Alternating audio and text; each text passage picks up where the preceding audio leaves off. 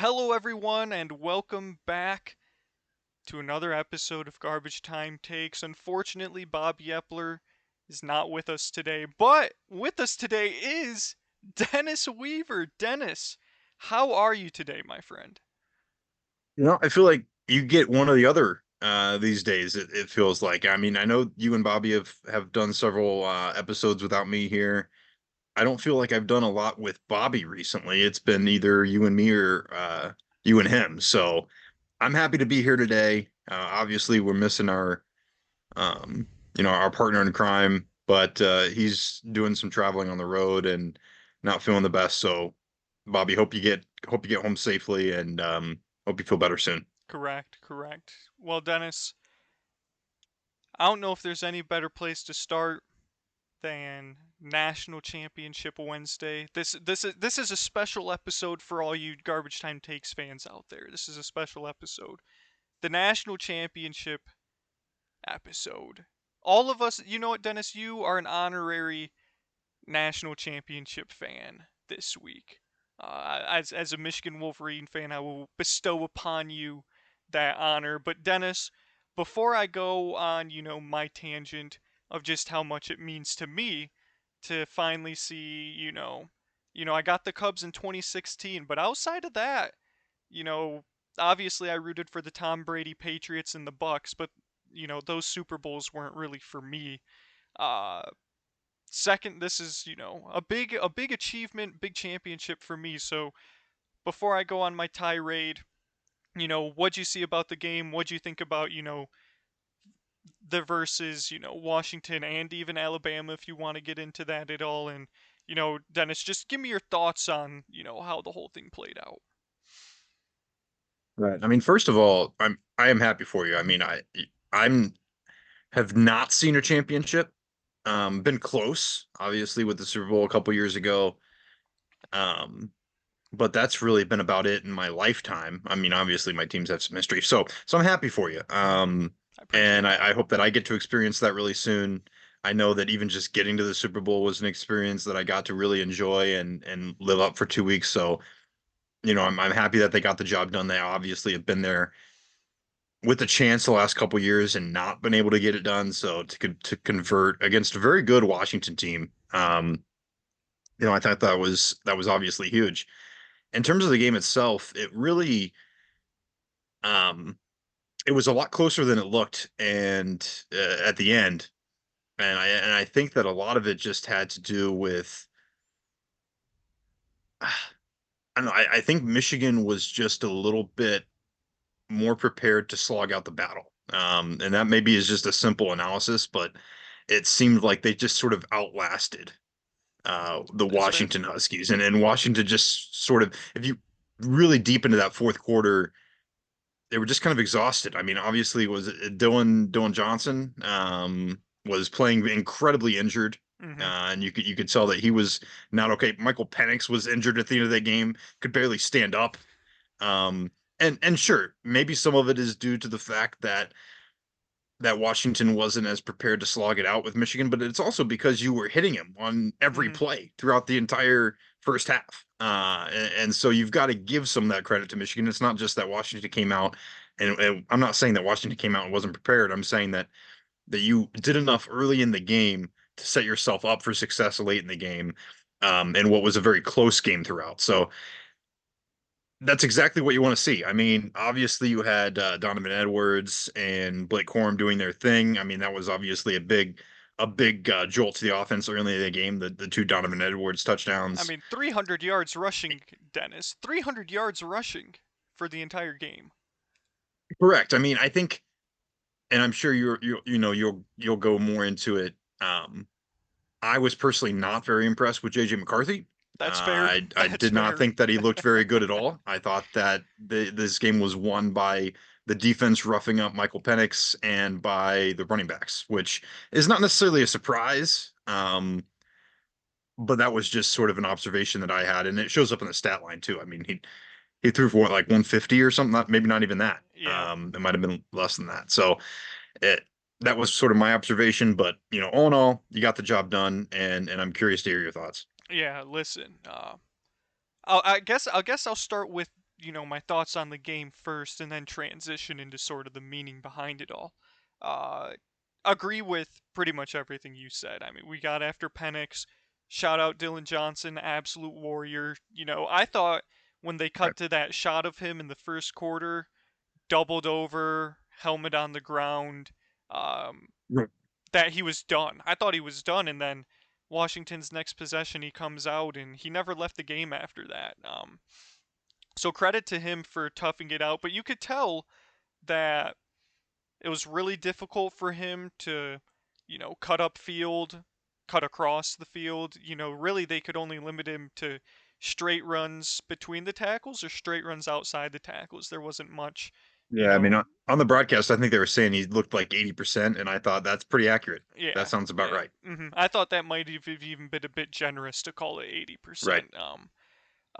But yeah, shout out to him. Of course, shout out to Michael Penix. He was, it seemed like after every play, uh, with what four-ish minutes left in the fourth quarter, he was holding his ribs because yeah, Yep. Michigan got after him, and the Michigan defense all year was questioned. Played a bunch of no-name, non-conference teams. Didn't face a single, top 10 offense or whatever. And as far as I could tell, Dennis, everyone seemed to be in agreement that Washington had the best offense, in college football this year. Three NFL wide receivers, an NFL quarterback, and there were a lot of people on Twitter, Dennis, who said Michigan hasn't seen an offense like Washington. And I think it's fair to say Washington's offense hadn't seen a defense like Michigan's. I think that's fair to say. Because we were able to get pressure with four. Really didn't run that many blitzes. They were able to get pressure with four. They were able to drop seven. They didn't let Michael Penix get loose on scrambles. They were able to stop the run. And uh, Will Johnson, probably the best corner in the NCAA in college football, maybe got away with some holding calls, but for what it's worth, I thought they were letting everyone play all night. It seemed, that the officiating crew wasn't uh, really calling too much holding either offensively or defensively. But yeah, I think, it was just awesome. It was just awesome. And like you said, JJ McCarthy, not really that impressive, but down the stretch, he made the plays that mattered most, very similar to the Alabama game. Michigan needs a touchdown to sort of, finally get some breathing room. You may not have ever been concerned and thought that Michigan was, in control the whole way through, Dennis, but I was shaking for 3 hours before Oh no, I get it. Yeah. I No was lead is safe when it's your team on when everything's on the line and it's your team. No lead is safe. I get it. correct. I mean, I was in full blown panic mode when they went three and out with about 10 minutes left in the fourth. And I was like, I can just feel a Washington touchdown coming here. Yeah. But credit to the defense, and maybe they get away with one of the softer holding calls that was called on Washington on that 32-yard pass play, because that was the drive. That was the drive where I thought Washington was going to step up and drive down the field, and they hit that 32-yard play down the sideline to Adunze, and I was like, oh my gosh, here we go, and gets called back for what may be a questionable holding call to some. I agree with it. I had no complaints with it, but yeah. Then from there on out, JJ McCarthy made the plays down the stretch. I mean, that pass and catch to Colston Loveland over the middle, Dennis, uh, to sort of kick off that touchdown drive. When Colston Loveland makes the leaping catch over the middle on an absolute laser beam from JJ and gets like another 30 yards after the catch, that was when I was like, all right, we might be going down and closing this game. And sure enough, just feed Blake Corum, Dennis. Feed Blake Corum. They said we couldn't do it, Dennis. They said you can't run on everybody. You have to be able to throw. And what did Michigan say, Dennis? They said, screw ya. You can load up your 7-man boxes, your 8-man boxes, heck, even your 9-man boxes, and we're going to run it on you anyway. And that's what they did. So, yeah, JJ, the important thing was he didn't lose us the game. There's a certain quarterback in Detroit who my problems with him are not only does he not win you a game, but he tends to lose you games with really poor interceptions. And for JJ, and I think Michigan as a whole, their their motto all season has been take care of the ball and just wear on people and wear on people and wear on people. I believe Joel Klatt called him the boa constrictor. And slowly but surely, you just keep ramping up that pressure, and eventually the other team's going to fold. And I think that's sort of what happened. Right. I think, and I think there is room here to give a little bit of credit to Washington for, and it wasn't hard, but they definitely were able to stop the run there for a period They in made the some second great and third quarters adjustments. Yep. when, Hmm. right, the coaching staff really, because it looked for a second to me after watching those first couple drives that this was going to be last year's national championship Hmm. game, and everyone was just completely fooled, thinking that this was going to be a close game, and Washington didn't have the ability to stop the run. They showed that they did have the ability to stop the run. They just did it a little too late and not for long enough, Right. because then they got worn down by having to do that on throughout the entire game. So I thought that they definitely made some good adjustments to keep themselves in the game, or else that could have gotten out of hand really quickly. But ultimately, Michigan just showed that they're the better team. Yeah, and there were a number of times where Michael Penix didn't make a throw that you would have expected him to make, and Exactly right.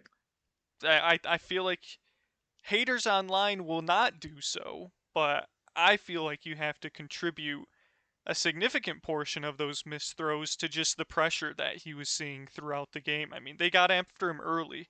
They got after him early, and there's that, fourth down play late in the first quarter or early in the second quarter. I can't remember when it was, where he has Odunze wide open, probably a Yep. walk-in touchdown if he hits him, and just flat out misses him, flat out overthrows him. And right there was sort of when I was like, all right, maybe to borrow some words from Mr. Brightside himself, destiny is calling me. There were just a number of plays throughout the night where Washington just misses a throw here, drops a catch there, and misses a tackle here, and a run breaks off there, and I just sort of, even though I was panicking throughout the entire game, uh, there was just this sort of sense that it was going to fall into our favor. Right. I think you hit the nail on the head. They were watching that game um, against Texas last week. Michael Penix was making incredible throws. He was Hmm. making the easy throws. He was making throws that I haven't seen. I haven't seen guys make all year. So I haven't seen NFL guys make all year, Right. and that simply did not happen on Monday night. Like you said, you pointed out the wide open miss to Adudze. He was misfiring on some of those tight window throws that we saw him make in the semifinal, and he just looked off. And whether that was because Michigan got to him, which I think definitely contributed, whether it was also because he let some of the hype get to him a little bit. I mean, I heard quite a bit of hype throughout the week on Michael Penix, a lot of rising draft stock, and I think that kind of stuff is very hard to shut out, Hmm. especially for for a kid who's still in college. So maybe a lot of factors. But yeah, he definitely did not look himself, and you have to give at least a little bit of credit to Michigan for that. Well, I appreciate that, Dennis. But yeah, ultimately, you pair that game with beating Alabama, beating Nick Saban, Dennis, Nick Saban, the mighty SEC. Um, yeah, just it was an awesome ride. I'm sure some point in the very near future I'll be going back watching the highlights of all those games. But we didn't even get a chance to talk about the semifinal games since I was flying last Thursday, so we didn't have a pod. Um, but even though it's been a while, did you have any thoughts on that game, Dennis? Alabama, the ball late. You think maybe they go down, finish the game off, and Michigan doesn't even get it back, down by 7. And I mean, JJ played really well in the Alabama game. I thought he had first play of the game, nearly throws a pick. Literally inches separates the Alabama DB's foot from the sideline. Um, And then after that, he was just nails, man. He was just nails and leads the fourth quarter touchdown drive, leads them immediately, to an overtime touchdown that Blake Corum rips off, just one of the greatest runs in Michigan football history, probably, to, you know, score what eventually would be the game-winning touchdown, and then to beat Nick Saban on fourth and goal from inside the 5, Dennis, to win the Rose Bowl and have a chance to play for the national championship. It's really just been a dream run. But do you have any thoughts on that? And then I'll have a few more things on Michigan, and then we can actually talk about Coach Nick Saban and some of the breaking news from a few hours ago. Right. I don't have too many thoughts. I mean, you mentioned it there. My main takeaway was I don't know, and I didn't really watch any post game coverage or if anything came out about this, but I don't know if this was Nick Saban, um, or not. But QB draw on 4th and 5 for the game, Yeah, yeah, the middle. yeah. So I don't get it. I don't get it. I don't know if it was busted or if that was the call, but I don't understand why you're not getting your quarterback on the move if you're gonna at least give him the ability to scramble, give him an option to throw the ball. I mean, I don't know what that was. Yeah, so from what I could tell, watching post game stuff, watching Nick Saban on the Pat McAfee show, it sounded like they felt really good about a Jalen Milroe run against, basically a run pressure. Um, Michigan brought, they crowded the line of scrimmage, and to Alabama's credit, they'd had some decent, success running the ball against some of our blitz, pressure packages, with Milroe escaping out into the middle. And so ultimately, the play call was, I believe it was a designed run. But as was the case all night long, the Alabama center trouble snapping the football out of the gun. And I Hmm. think, it was a low snap. It took Jalen's eyes off the field. He had to look down, grab the ball. And at that point, it was just, fight or flight mode. And you don't really have time to make the read because you don't know what's coming because you had to look down to grab the ball. So I think it was a bit of a, probably boiled down to execution. Whether Milrose scores if the snap is good, I'm not sure because Mike Sainer still, uh, probably one of the greatest DBs of my lifetime in Michigan football history. Hard to imagine he was a wide receiver for the first 2 seasons of his career, Dennis. But he was coming off the edge. He had a pretty open lane to Milroe. They did have a pulling guard that was coming around and could have led the way to a touchdown, but shout out to Josiah Stewart, absolutely blowing up a first round, second round NFL offensive tackle, driving him straight back into Milroe. And yeah, so ultimately, I do think the play call was some sort of QB power, but the snap threw everything off, and the timing was off, and the Yep. execution was off. But out, credit to Alabama, you got to put the ball in your best player's hands, and that's what they did. And you can't hate on them for that, at least. No, certainly not. No, I definitely agree with getting the ball in the best player's hands, and I think that that logic makes sense. Maybe you get Michigan to overcommit, I guess, and sneak through for the score. So Yeah, I don't think yeah, run I mean, straight up I the could totally see that. It just yeah, I don't think run straight up the gut was the idea there. right. That was basically that was my watching it live. That was my reaction. I can recall that, and I was just pretty dumbfounded by that. But um, yeah, credit to Michigan for making this stop too. Yeah, but yeah, now I'll go on my little soliloquy, tirade, tangent, whatever you want to call it. Uh, you know, Dennis, Michigan has been dragged through the mud. Haters will say they created their own adversity, created their own distractions through alleged sign stealing, allegations, and cahoots and whatnot.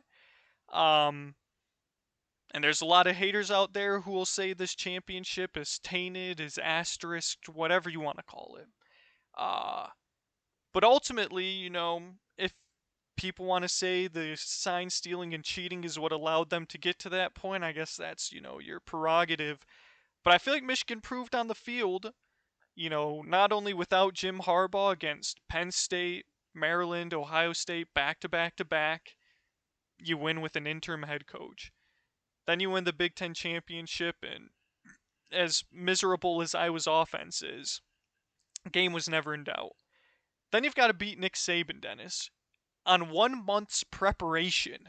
The greatest college football coach of all time, 6-time national champion, Dennis. The Alabama Crimson Tide, the dynasty of the 2010s. And there's no way wacky, goofy Jim Harbaugh is going to be able to outcoach Nick Saban. There's no way, Dennis.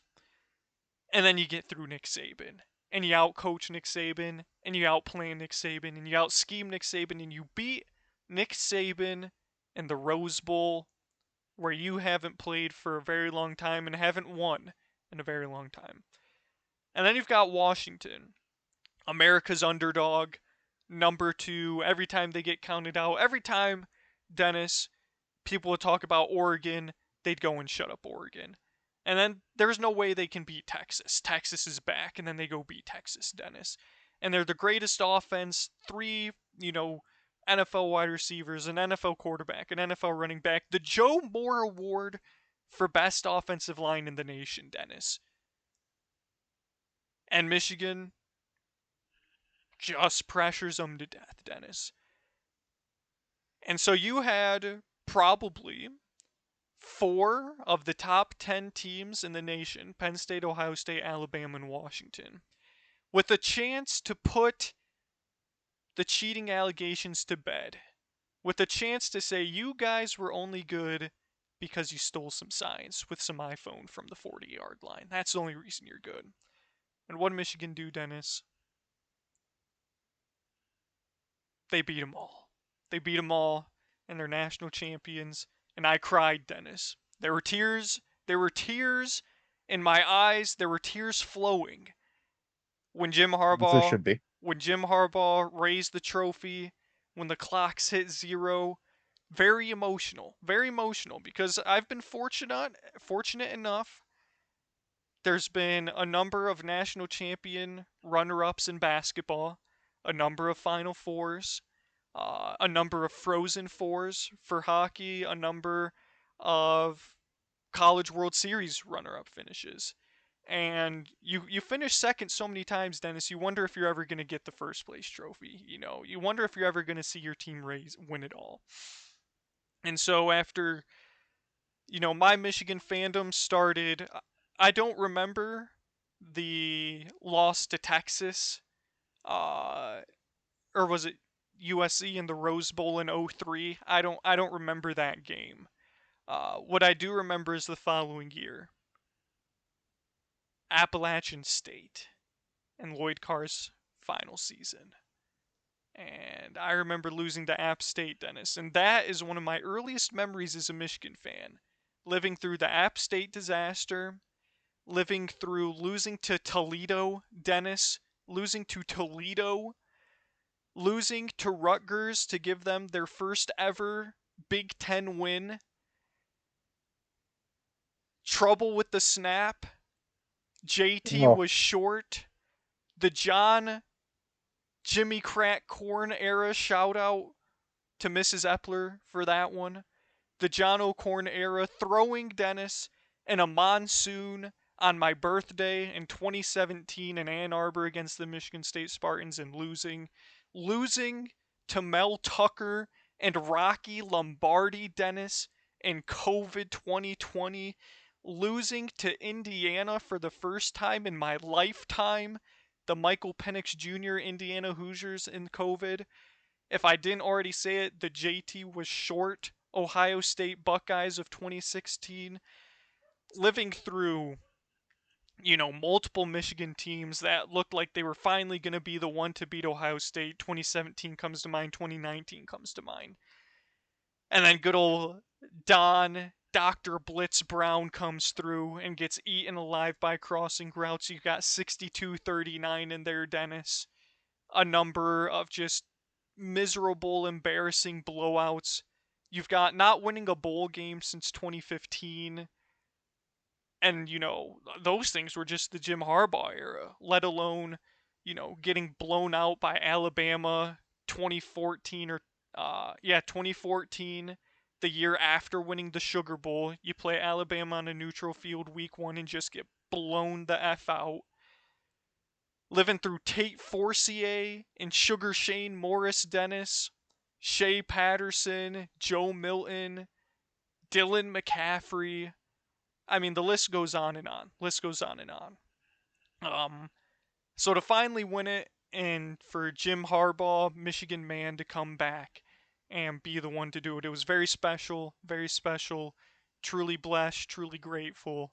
Um, and the 2016 Cubs World Series comes to mind as one of the greatest days of my life, and Michigan winning the national championship is up there as well, because to finally reach the pinnacle of success, Dennis, and I hope one day you're able to experience it with the Bengals. Hopefully that game doesn't come against the Lions. That would be an absolute, a certified disaster, certainly. Uh, but it's awesome, truly an awesome feeling. Truly could not be happier, and would it have been nice to not have to live through the dark ages of Rich Rod and Brady Hoke to be able to enjoy this? Sure, but after living through those, and because I missed the 1997 national championship team, right, Dennis? Born in '98, so I didn't get that, and I didn't get those other years of success into the late '90s and early 2000s because I wasn't old enough to remember them. So my whole life has been nothing but pain. Pain and, false hopes and crushed dreams when it comes to Michigan football. Screw you, Urban Meyer, for making my adolescent years miserable every Thanksgiving weekend. But now we're here, Dennis. We're here. We're at the top. And yeah, truly, truly an awesome feeling. And I'm, yeah, just no All right, words. well said. Yeah. A well-deserved soliloquy. Um, I think that, the emotional aspect of sports there was just nailed right on. I mean, I relate to some of that through through the pain of being a Bengals fan in the 2000s, and Marvin even just Lewis. when we won that first Marvin Lewis. Oh man. If I never have to say that name again, it'll be a good life. Um eh, that first playoff game was such a monumental moment because it had it truly felt worth all of the pain, Mm-hmm. and all Agreed. of the suffering and all of the disappointment to get a taste of success. And now you've achieved the ultimate success. Correct. Um, and I can only imagine that there's nothing really that exceeds that. No, absolutely not. And I didn't even mention, 2021 getting blown out by Georgia in the semifinal. Just, Right. Right. you think you belong, and then all of a sudden you realize you don't. You're not ready. You're not. You may be a top 4 team, but you're not top 2. And then obviously last year just choking away the TCU game. Yeah, you think, maybe you're never going to get there. Maybe Jim Harbaugh's always going to lose the big one, multiple NFC championship games, but only one Super Bowl appearance. And in that Super Bowl appearance, the lights go out in the Superdome and you lose to your brother, which is probably got to be one of the most bittersweet feelings of all time, losing to your Uh, brother in the Super Bowl. And then you get into the Final Four twice, back to back years. You lose in the semifinal both times, and then you get Ala freaking Bama as your draw as the 1 seed. Congratulations, Michigan, for being the 1 seed. Your opponent is Nick Saban in Alabama on 1 month's preparation. And you think, you know, will it ever happen? And it did, and I won't speak too much longer on it because we got plenty of other things to talk about. But yeah, could not be happier. Could not be happier. Dennis, speaking of Nick Saban in Alabama, breaking news as of a few right. hours ago. That's Nick right. Nick Saban has suddenly retired, and there's some rumors that his wife is ill. To what extent, I'm not sure. Don't even know if those rumors are substantiated at all. But regardless, an absolute earthquake, to put it in your terms, Dennis, a seismic shift in the tectonic plates of college football, That's right. with Nick Saban retiring essentially out of the blue. So yeah, Dennis, I mean, your thoughts on the whole thing, and just yeah, I'll jokingly say that Michigan retired Nick Saban, and nobody can ever take that away from me. But if the things about as they call her, Miss Terry, are true, obviously T's and P's, thoughts and prayers go out to her, and her recovery and whatnot. But I mean, 6 national championships, Dennis, countless SEC championships, a winner wherever he went. LSU, Alabama, who cares about his time at Michigan State? Screw those losers. Um, but yeah, just your thoughts on the whole thing, and it feels like our childhood is slowly but surely, Dennis. Our college I football was just gonna childhood. He say, was he was the last bastion, really, of the Pete Carrolls at USC, Nick Saban at Alabama, Les Miles at LSU, Lloyd Carr at Michigan, Jim Tressel, Urban Meyer at Ohio State. Uh, you know, all those, they've all moved on at this point. It's very similar to when the NFL quarterbacks we grew up with: Peyton Manning, I Ben was just about to say Roethlisberger, that. Philip Rivers, Tom Brady, Eli Manning. When all those guys finally retired, it's like we're in the new age now. And with Nick Saban gone, and the college football playoff expanding, Dennis, we're in a brand new age of college football. Yeah, that's absolutely right. My first thought, Derek, was going to be that we're old, man. That's how it started to feel. You brought up the quarterbacks from a couple years ago. You know, all those guys retiring. Last year it was college basketball coaches. We lost Coach K and Screw didn't ya. lose, but Good riddance, Coach K. yeah. We lost from the world of college basketball coaching. Roy Williams, Jay Wright, um, Jay Wright, of John course, and Beeline. so now that we've added in Urban, not Urban Meyer, now that we've added in Nick Saban, just another one on the list, and it's not insignificant. It's a monumental, um, uh, I would say definitely the most monumental coaching, change that we're going to see now that college football has seen in a very, very long time.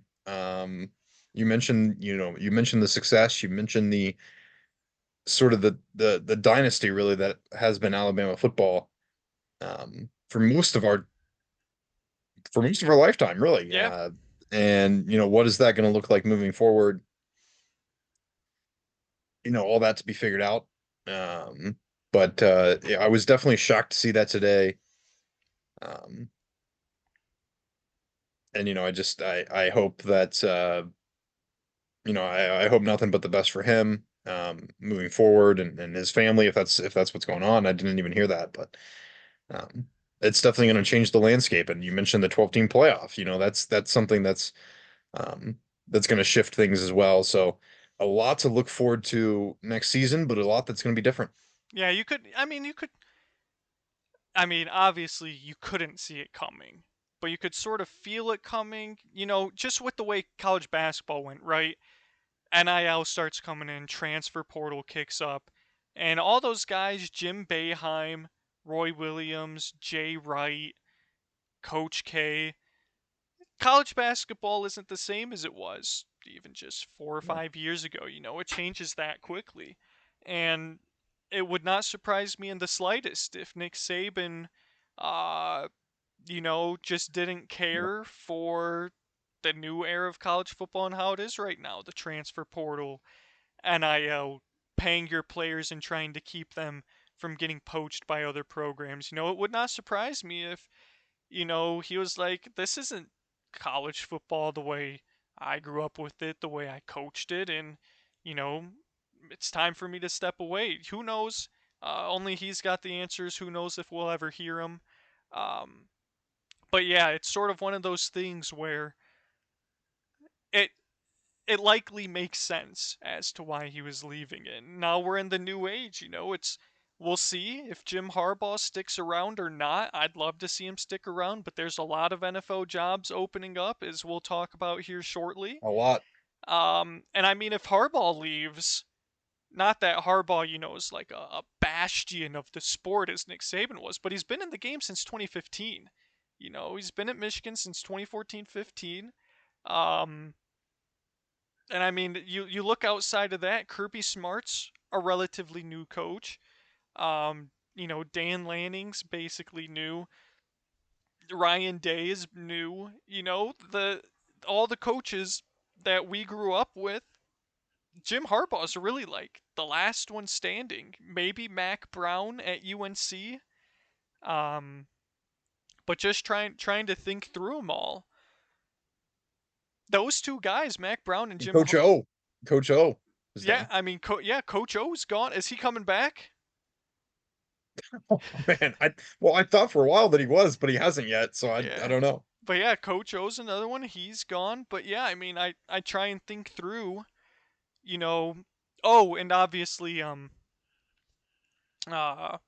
Kirk Ferentz. Kirk Ferentz is, sort of one of the last ones standing of the old guard, really.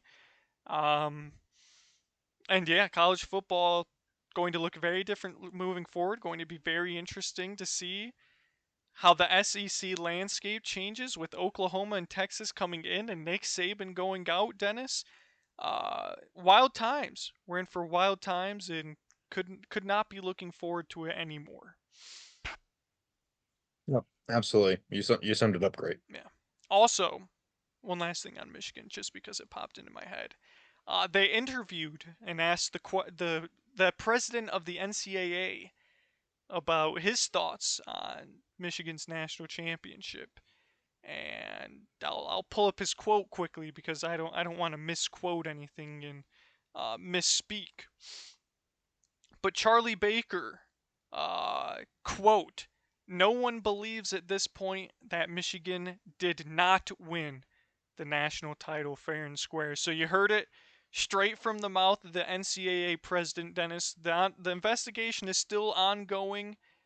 But to all the haters and the crybabies and the whiners and the moaners and the complainers out there, the naysayers, let a naysayer know, Dennis. I'm sure you get a kick out of that one. To Hmm. all of them out there who are hoping, praying that Michigan's wins and national title would be vacated. I mean, correct me if you must, Dennis, but when the president of the NCAA says this championship is not tainted, I think it's going to be very difficult to strip it from them. Oh yeah, no, I hadn't heard that quote, so that certainly seems to indicate that the investigation is going in your favor, I guess is be the way to put that. Yes, yeah, would agree. All right, Dennis, we mentioned it earlier. I said his name, a member of the old guard, Pete Carroll.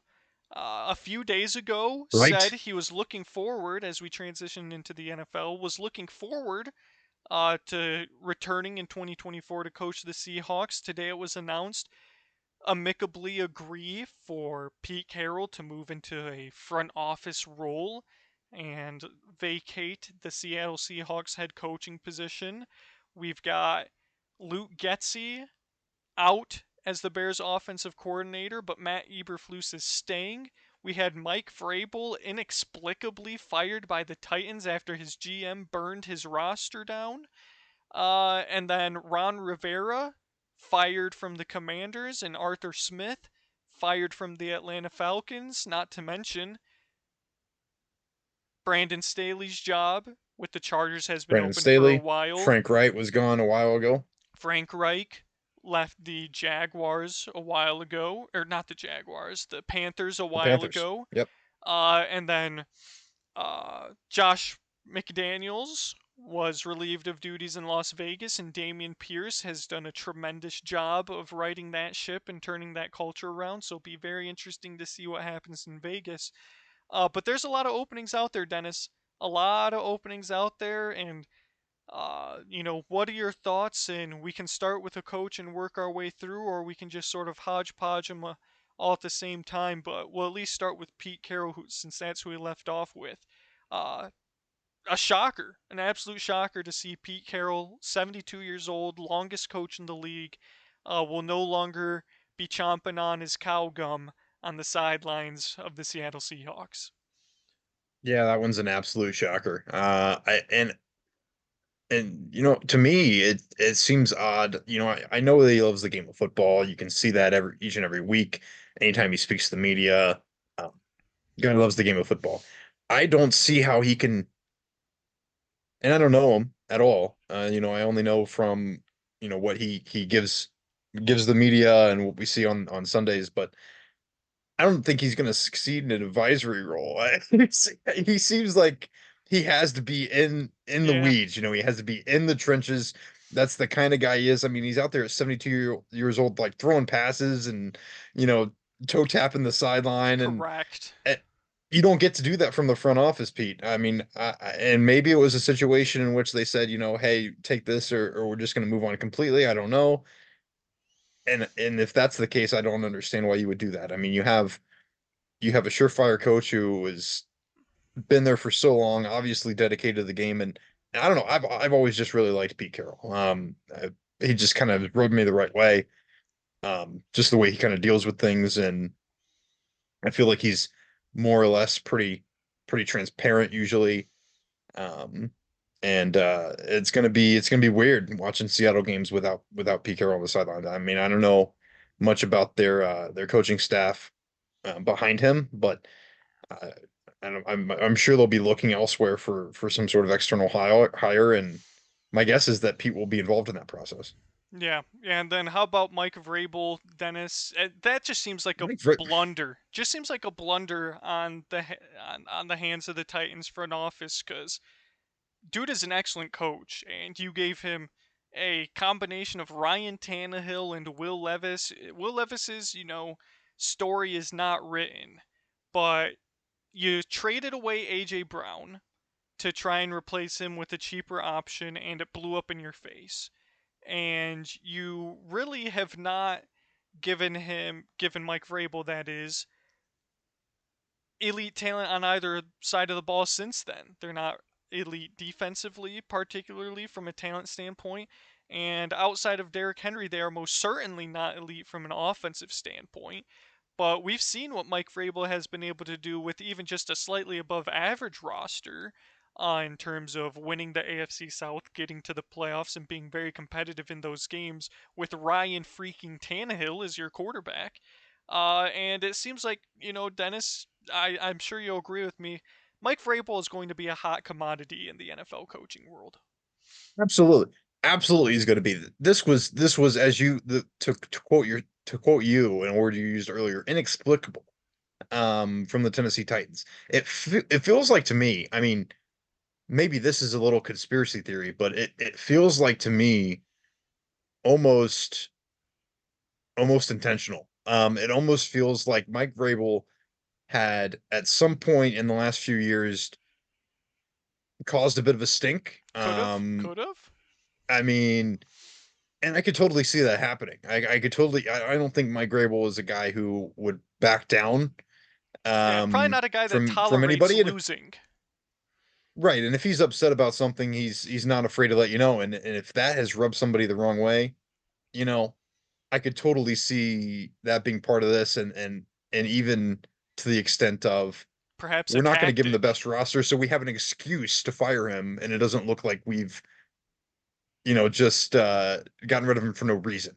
Could be. We can point to a record or point to something concrete and say, well, look at this, because we want to get rid of him because he's a pain in our backside or you Sure. whatever, behind the scenes. So that's kind of how it feels to me. But at the end of the day, if you're talking about a head coach that can get a team up to play games, um, he's your guy. I Yeah. mean, he is definitely going to be sought after. Yeah, I'll be interested to see where he ends up. You know, I guess it really depends on what he's looking for. A lot of Ohio State fans would fire Ryan Day at the drop of a hat if it meant bringing Mike Vrabel in. Vrabel doesn't, to me, seem the type of guy to want to have to deal with recruiting and deal with the portal and deal with NIL and all those things, at least to me anyway, could be a little bit of me just hoping and praying he doesn't go to Ohio State because I think he'd be very successful there. Um, but yeah, that's a shocker. And then there's also the pending decision on Bill Belichick, Dennis. That saga, the story is not yet completed there. Seems like every other week we get a conflicting report of whether or not he'll be back for 2024 or whether he'll be gone. Um, but I mean, imagine the prodigal son, Mike Vrabel, returning to New England, Dennis, to replace Bill Belichick and, restore the pride and the culture of the New England Patriots. It could be something to watch out for. Could be something to watch out for. But yeah, just very interesting all the way around. And then lastly, Dennis, the Chicago Bears essentially taking themselves out of the Jim Harbaugh sweepstakes by announcing their, intention to retain Matt Eberflus. That's an interesting one. I don't really have too much comment there. Um, it should get we should get Luke on the podcast. I don't know how much he can actually tell us, but you know, we do have some internal access to the front office there. We can get some detail on what's going on. Sure, sure. Yeah. But yeah, I mean the Bears, listen, as an NFC North fan, feels like I'm very in touch with what goes on with the Bears organization. Um, they're at a crossroads, really. I mean, you've got a decision to make. Is Justin Fields your guy or not? You look at what CJ Stroud and D'Amico Ryans have done for the Houston Texans in year one. And then you look at what Justin Fields and Matt Eberflus have done over 2 or 3 years now, and you wonder if that duo is the duo that's going to be able to get it done. Um, CJ Stroud, you know, immediately coming in and from day one looked like a true NFL starter, really. And, you know, how much longer? And it's not like, I mean, I'd like to say that Nico Collins is a very good wide receiver, a Michigan man, but it's not like the Houston Texans coming into the year were traditionally loaded with skill on paper. It's not like they've got a J.J. Watt flying around. They don't got a Cooper Kupp flying around. They don't got a Christian McCaffrey in the background. Uh, but all they do is win games, and they're exceptionally well coached, and they play great defense, and they have an explosive offense, and you could tell right away that CJ Stroud was the guy. Question in Chicago is, and still is Justin Fields the guy? And do you draft Caleb Williams? Do you draft Drake May? Do you draft Marvin Harrison Jr.? Do you trade down? And is Matt Eberflus really the guy to turn the culture around and restore the Chicago Bears? Mike Ditka and the 80s Bears, one of the greatest NFL teams of all time, Dennis. And is he the guy? And if not, you go through, the recent player coach combinations. Mitch Trubisky and Matt Nagy was a certified disaster. You trade up for Mitch Trubisky, pass on Patrick Mahomes, and who knows, the butterfly effect there, where the Chicago Bears would be if they drafted Mahomes instead of Trubisky. And then you go back even further than that. You've got, Mark Trestman with, Jay Cutler. And I couldn't even tell you who was between Jay Cutler and Mitch Trubisky. I honestly have no idea. But the fact of the matter is, a lot of decisions for the Bears to be made. And I just think it's interesting that they would uh, willingly take themselves out of the Jim Harbaugh sweepstakes. And really, this has got to be Ryan Poles, their GM, pushing all of his chips to the center of the table because his time is running short as well. And so, typically head coaches and GMs are tied at the hip for the most part. GM usually doesn't get a second and most definitely not a third chance at hiring a head coach. So, sounds like Ryan Poles is, targeting Matt Eberflus as his guy, and it's a very important offseason for the Chicago Bears, Dennis. It's absolutely crucial, and I think you hit the nail on the head again with Ryan Poles there. It and it's kind of interesting to think about and I don't know what this might indicate about what they think about Justin Fields and what they're going to do because you've got to think that if they're retaining Matt Eberflus, there's some sort of plan here. They already have an idea of what they're going to do with this offseason or what they'd like to do with this offseason, and he's a part of that. Otherwise, you're looking immediately for his replacement. So Correct. um, they already know something we don't. That's that will be interesting to see how that falls. But you're absolutely right. This is a crossroads, and it seems as though step one is now complete, which is Head coaching apparently decision. retain Matt Eberflus. Yep. Yep. Could not agree more. And then last thing, Dennis, and then we can get into some NFL playoff talk. Ron Rivera out in Washington, and we can sort of combine Arthur Smith being out in Atlanta. We'll start with him. It sort of felt like throughout the season that if he was unable to win a weak NFC South, he would be out. It sort of felt like, and I'm surprised Dennis Allen is still even employed after they missed the playoffs. The NFC South, for the past couple of years, Dennis, has been up for grabs for anyone. And somehow Todd freaking Bowles continues to win it with Baker freaking Mayfield as his quarterback, Dennis. Um, and the Buccaneers just find a way. But you could tell the writing was on the wall for Arthur Smith. You know, he has the tirade at the end of the Falcons Saints game where the Saints out of to be fair to Arthur Smith, it's one thing to score a touchdown at the end of the game out of a run formation, to get a guy his first touchdown of the year, right? But to his credit, running out of the victory formation, when at that point both teams agreed, we are done, let's go home, and you score a touchdown out of that, to his credit, I'm with him there. I don't care too much for running up the score. I think you should try to score as many points as possible because scoring points is fun, Dennis. But to do it out of the victory formation, that sucks. But you could tell in his post game, a lot of tension, a lot of fire, a lot of frustration, disappointing season. Not to, bag on Desmond Ritter any more than I have already this season because I love bagging on that dude because I think he blows. But UC Bearcat, Desmond Ritter, Dennis, just doesn't have it. But also screw Arthur Smith for what he's done to Kyle Pitts, Bijan Robinson, and Drake London. He should have been fired purely Absolutely. I mean, purely on his misusage of them alone.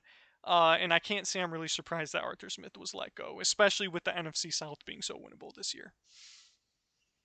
right. I take in a lot of fantasy football news and media over the course of the season, and I can tell you one thing is for sure.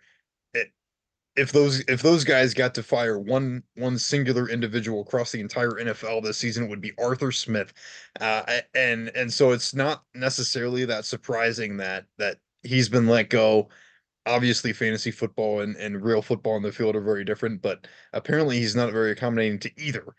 As he wasn't able to win the NFC South, as you said, and yeah, I mean, seen a lot of good stuff going around on social media of Drake London and Bijan and Kyle Pitts celebrating after this, and I think it's for the most part true. It seems like the right move. I think you could kind of tell Arthur Smith was not the guy. I do feel bad for I do actually feel bad for Dennis Allen at the end of that game. He didn't, from all that we've been able to find, or all that we've heard, in my opinion, he did not deserve to hear an earful at the end of that game. I mean, obviously Arthur Smith doesn't know that, but you know, that's a whole nother story, I suppose. But he didn't call for that. That was not his intention. And yeah, I don't know. I would hate to be standing there as some guys blowing up in your face and disrespecting the game when you had really, nothing to do with it. Correct. Yeah, yeah. Gotta be tough for Dennis Allen in that situation, of course. And then last but not least, Dennis Ron Rivera, Sam Yeah. Howell. A lot of question marks for Washington at the quarterback position. It really just feels like the whole reason the Commanders signed Eric Bieniemy to be the offensive coordinator last year was really to basically have him fill in and step up for Ron Rivera. At least to me, considering he was such a hot name on the coaching market for however many years, To me, it always felt like they signed him to be their offensive coordinator to prevent everyone else from signing him as their head coach. That way, when Ron Rivera's time was done, Eric Bieniemy would be able to step in and fill that role. Do you see it working out that way as well? It makes total sense. And I was pretty it was pretty inexplicable that Eric Bieniemy only took an offensive coordinator position last year. Correct. At the time, it seemed silly, really. But it may have been with some sort of understanding of future promise, and maybe that's what we're about to see play out. Makes total sense. And I think that that's the most likely scenario. Yeah, definitely. The NFL playoffs, Dennis, will be upon us in a few short days. Some wackiness was afoot over this past NFL weekend to allow a certain franchise into the playoffs. Um, that disgusts both you and I and Bobby. Um, we'll start with that game since it'll be, I believe that's one of the Saturday games. Steelers, Bills, the It is. Buffalo Bills. From the depths of despair, Dennis, rise from the ashes and go from out of the playoffs to the 2 seed, beating the Dolphins on Sunday night last week to clinch the AFC East. But the real story is the Pittsburgh Steelers, Dennis, as they like to say up in Yinzerville. The Steelers, Dennis. Mike Tomlin does it again. 17 years above 500. Somehow, some way, found his way into the playoffs. Granted, the Ravens resting their starters last week did not help uh, in terms of every NFL fan wanting the Steelers to not be in the playoffs. But the Jacksonville Jaguars, Dennis, 8-3, I, 8-3, Dennis, the Jacksonville Jaguars, and all you have to do is beat the lowly Tennessee Titans in Nashville on Derrick Henry's last ever game as a Titan, most likely, and they choked. And not only did they choke away the AFC South, Dennis, they choked away the playoffs as a whole, which allowed the Mike Tomlin Pittsburgh Steelers to slide into the 7 seed. Dennis, I won't say that the Bengals had two chances of their own to prevent the Steelers of getting into the playoffs. I won't say it. I'll think it, but I won't say it. But just your thoughts on not only the Steelers making the playoffs, but how you see this weekend's game turning out. what can you say? I just it gets harder and harder to not like the Pittsburgh Steelers every season only because what Mike Tomlin does is more and more impressive and must be respected. Correct. Um, I still don't like them. I still have absolutely no desire for them to succeed whatsoever. But I think the word I will always come back to when speaking of this era of the Steelers and Mike Tomlin specifically would be respect. Mm-hmm. That And all being disgust. said, it's a weird combination of respect and absolute disgust. Correct. I mean, we need to count on the number of times I've sent to the chat, I want to barf, in relation to the Pittsburgh Steelers doing something that they really shouldn't be doing. I mean, me and Bobby too, Dennis. We have been banging the Mike Tomlin will finally finish under 500 season for 3 years now. Not only didn't he not finish under 500, finished with 10 wins and is in the playoffs. Gross.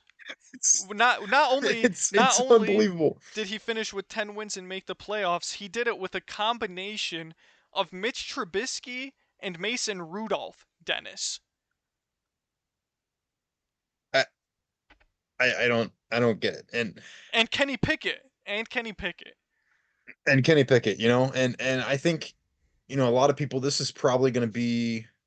I haven't looked at the lines. I'm guessing this is going to be the largest spread of the weekend without JJ Watt or TJ Watt, as it should be. Going into Buffalo. However, a lot of people make a big deal about Buffalo and the weather and all that kind of fun stuff. if there's any team that could go in there and actually compete at that level in those conditions, it's the Pittsburgh Steelers, Derek. Correct, And Dennis. I'm gonna barf, but it is. If there's anybody else who could go in there and play in the cold weather and play smash mouth football, it's it's an AFC North team, and above all, it's the Pittsburgh Steelers. So I I am fearful.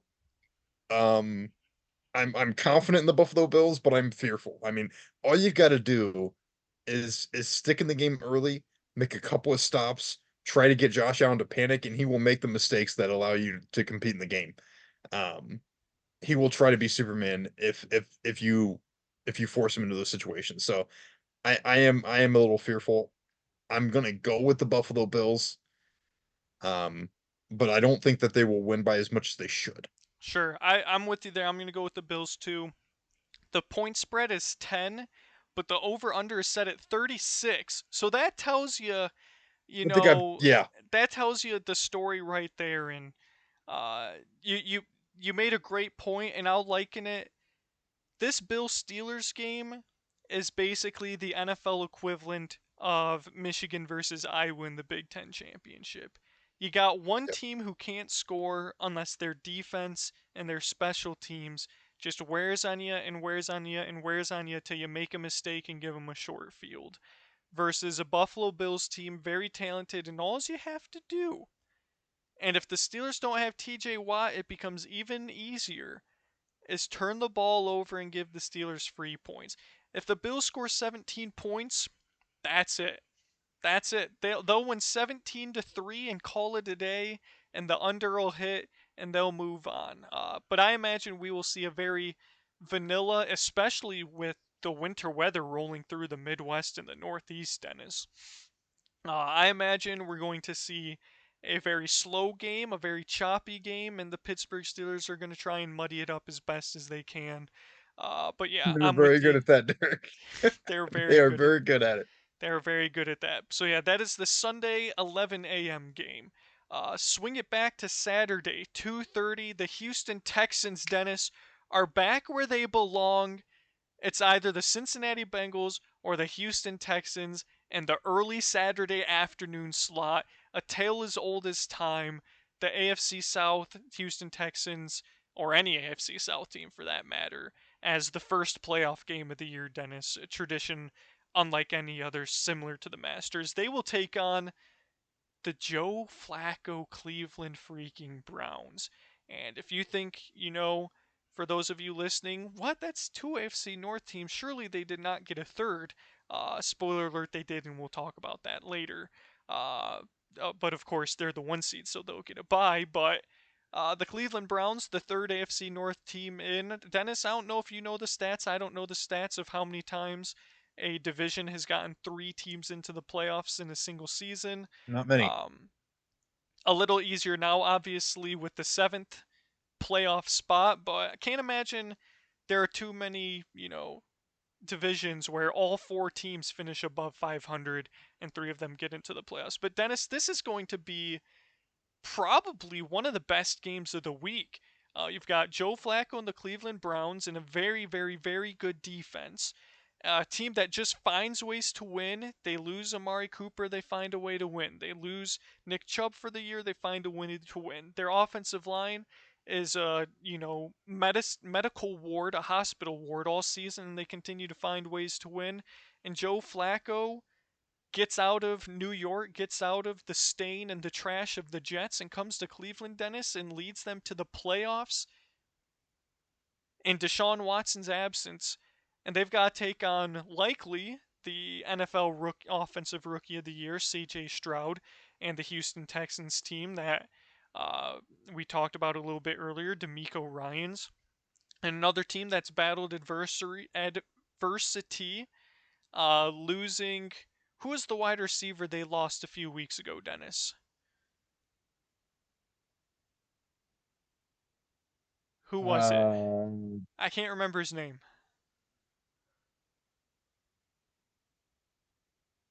wait, Cleveland? Houston. Oh, Noah Brown? Noah Brown, yes, yes. So they lost Noah Brown, uh, but they It's just like, keep. didn't Cleveland lose Amari Cooper? Cleveland did lose Amari Cooper last week. Yep. Yep. But yeah, both teams battling injuries, very well coached, very good defenses, seemingly, explosive offenses. Who do you got, Dennis? The Browns are 2.5 point favorites on the road in Houston. Texans to the moon, baby. Texans to the moon. I mean, here's the thing. I'm not really left with many choices Sure. in this year's NFL playoffs. So you're gonna have to forgive me for taking a few teams here and just skyrocketing them to the moon, even though they have no chance, because I can't root for the three uh, AFC North teams in the freaking playoffs, which is a disgrace. I have no interest in rooting for the Kansas City Chiefs. And so that leaves me with the Houston Texans, the Buffalo Bills, the Miami Dolphins in the AFC. So yeah, absolutely. Give me the Texans. And I think that they've proven that they are capable of pulling out this victory. It should be a close game. Having the home field advantage is gonna be nice.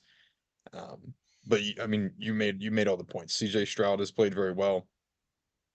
And D'Amico Ryans has been a fantastic coach to this point. So I believe, and this is one that I'm definitely going to be watching closely as the storm of the century barrels down on Central and West Michigan here. So, and not going to be too much else to go and do, and I will definitely be watching this one.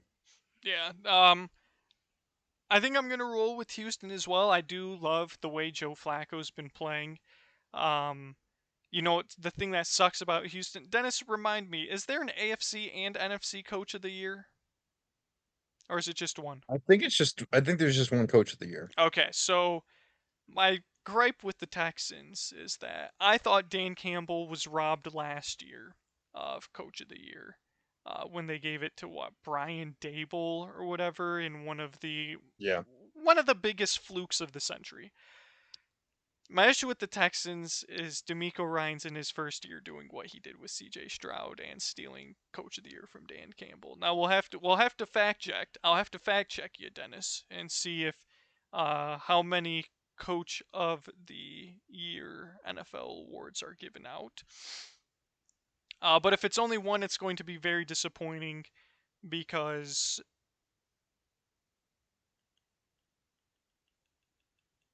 I would like Dan Campbell to win Coach of the Year. Essentially, is what I'm getting at. Let's see. Yeah, so it is just one Coach of the Year, and Brian Dable somehow scammed his way to win it last year. And I think it's going to be very difficult for Dan Campbell to beat D'Amico Ryans, but we'll get to the Lions later. Um, but I like the Texans. I like Nico Collins. Got to root for my Michigan men. And CJ Stroud was my fantasy football championship winning quarterback. So I'm going to roll with the Texans. Next game, Dennis.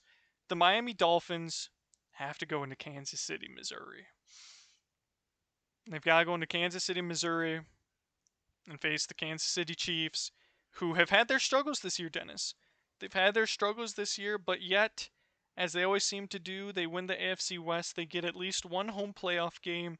And the Miami Dolphins, who were seemingly unbeatable to start the year, have really not done well against playoff caliber teams. They did beat the Cowboys a few weeks ago, but outside of that, you were in the driver's seat, Dennis, in the AFC East driver's seat for essentially the whole season, and all you had to do was win a game here, win a game there, not lose to the Buffalo Bills, and you'd be the AFC East champions, being the 2 seed, and you'd be the ones getting to play the Pittsburgh Steelers, but you're not. Uh, I don't know if it's true that hot weather teams going to cold weather teams in the playoffs is as big of a deal as people make it out to be. But I have a feeling it's a lot harder to run very fast in the cold. That's science, Dennis. You know that as well as I do. Science that's says exactly right. science says your muscles do not move as fast in the cold. That's just science. I think it's going to be very difficult, even with the Chiefs' struggles all year, for Miami to win in Kansas City.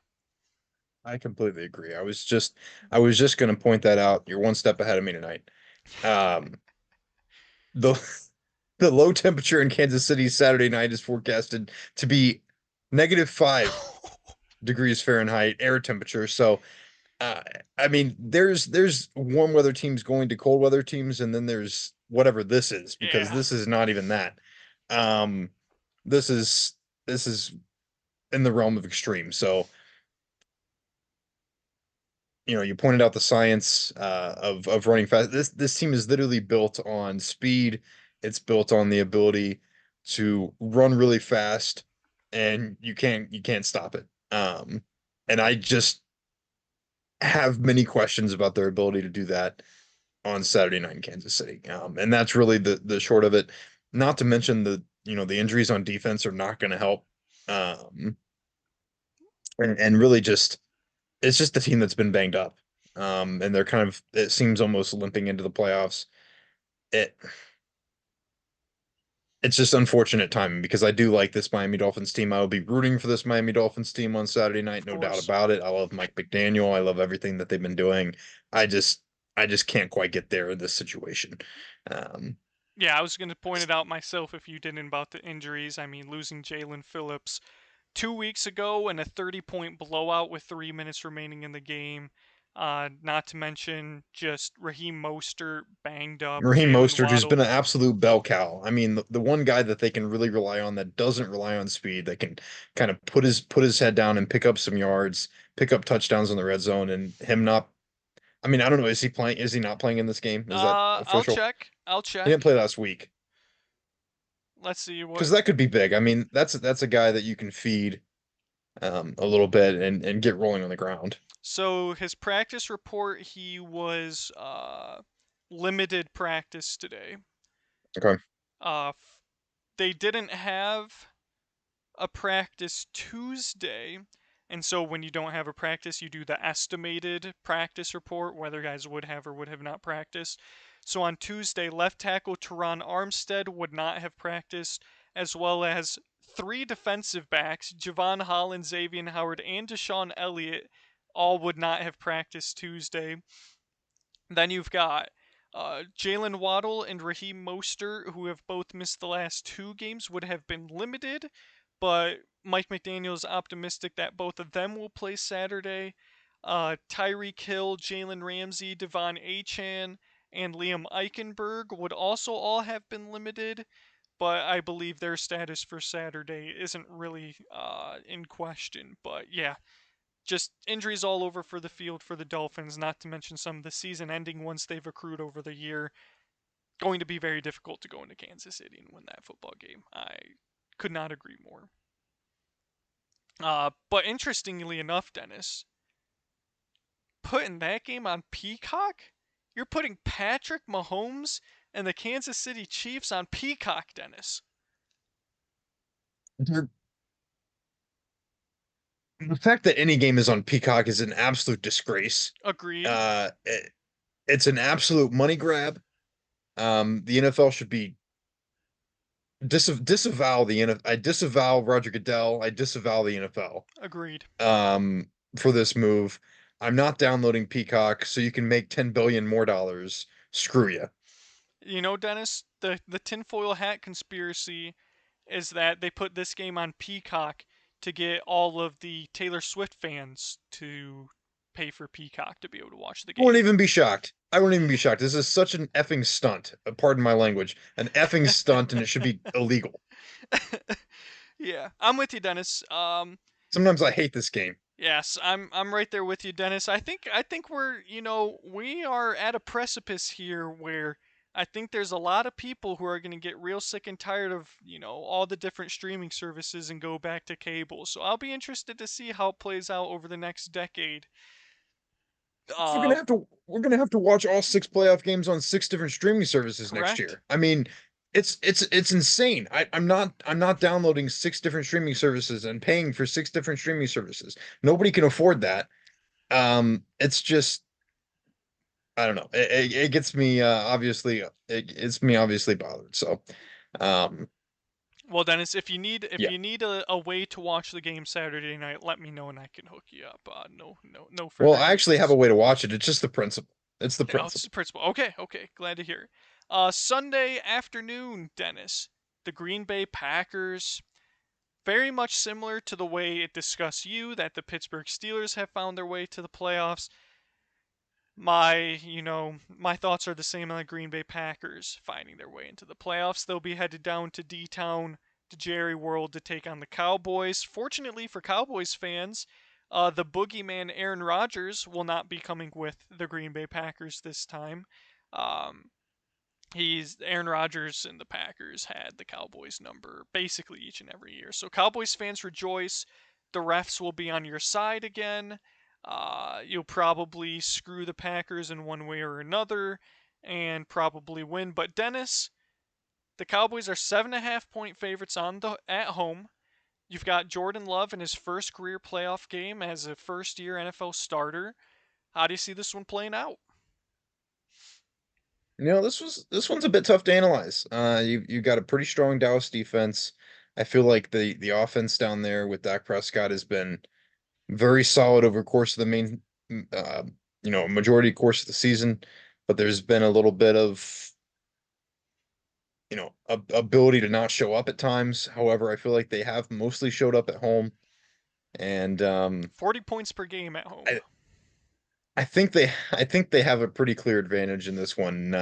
You know, a lot of inexperience on Green Bay side, and they've been able to get through it with what I think to be a pretty, unfortunate for Lions core group of young talent that's played rather well.